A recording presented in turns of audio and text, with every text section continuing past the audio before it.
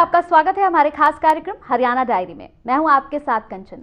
आज हम बात करेंगे कि हरियाणा सरकार ने प्रदेश के चहुमुखी विकास में कितने नए आयाम जोड़े हैं।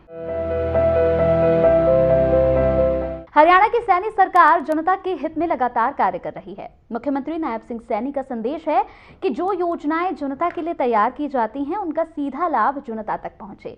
यही वजह है कि मुख्यमंत्री नायब सिंह सैनी आगामी बजट से पहले हर क्षेत्र से जुड़े लोगों से प्री बजट पर चर्चा कर रहे हैं, ताकि जनता का बजट जनता के अनुसार ही तैयार किया जा सके।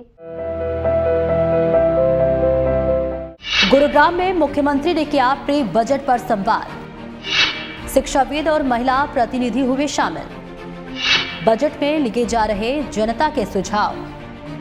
जनता के सुझाव से बनेगा जनता का बजट। मुख्यमंत्री नायब सिंह सैनी ने गुरुग्राम में शिक्षाविद और महिला प्रतिनिधियों से बजट पूर्व परामर्श बैठक में सीधा संवाद किया।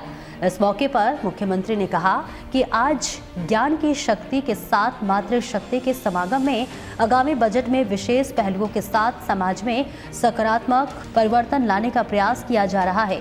उन्होंने कहा कि शिक्षा समाज की आत्मा है और आने वाली पीढ़ियों के चरित्र, कौशल, आत्मविश्वास और राष्ट्र निर्माण की चेतना में शिक्षा सुधार करते हुए विकसित भारत 2047 का शाश्वत रूप दिया जाएगा। हम सब जानते हैं कि यह वह नींव है जिस पर आने वाली पीढ़ियों का चरित्र, कौशल, आत्मविश्वास और राष्ट्र निर्माण की चेतना खड़ी होती है।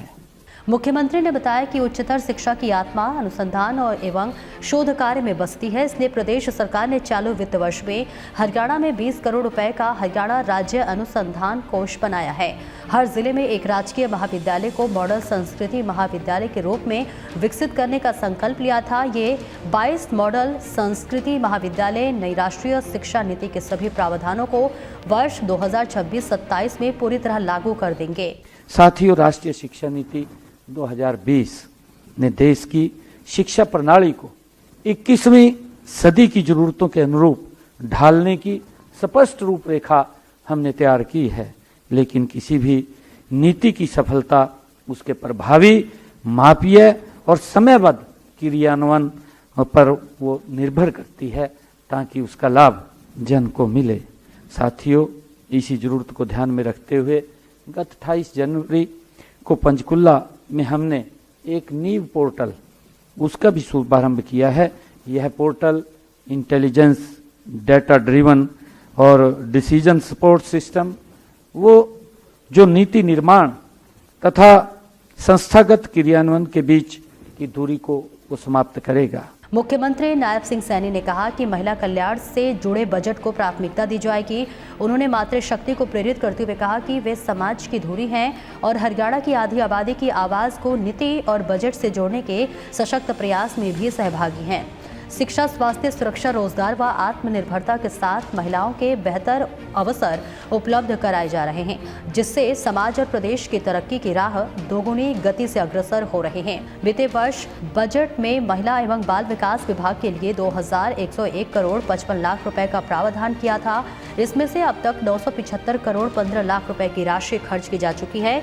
सरकार ने लाडू लक्ष्मी योजना की शुरुआत की। इसके साथ साथ किशोरी योजना को प्रदेश के सभी जिलों में लागू किया गया है। साथियों, महिलाओं की शिक्षा और सुरक्षित आवास की आवश्यकता को हमने ध्यान में रखते हुए प्रदेश में 6 जिलों में महिला छात्रावासों का निर्माण भी किया गया है।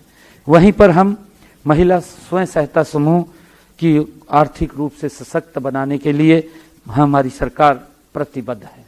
साथियों, इसी उद्देश्य से हमने सरकारी संस्थानों में चल रही कैंटीनों का 1/3 टेंडर हमने इन सेल्फ हेल्प ग्रुप की महिला बहनों को देने का काम हमने किया है।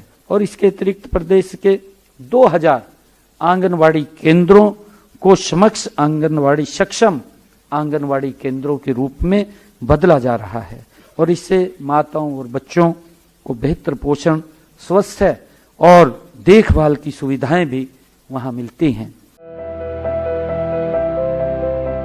तो आपने हमारे इस खास कार्यक्रम में देखा कि कैसे मुख्यमंत्री नायब सिंह सैनी दफ्तर में बैठकर बजट तैयार करने के बजाय खुद लोगों के बीच में जाकर बजट के लिए उनसे सुझाव मांग रहे हैं।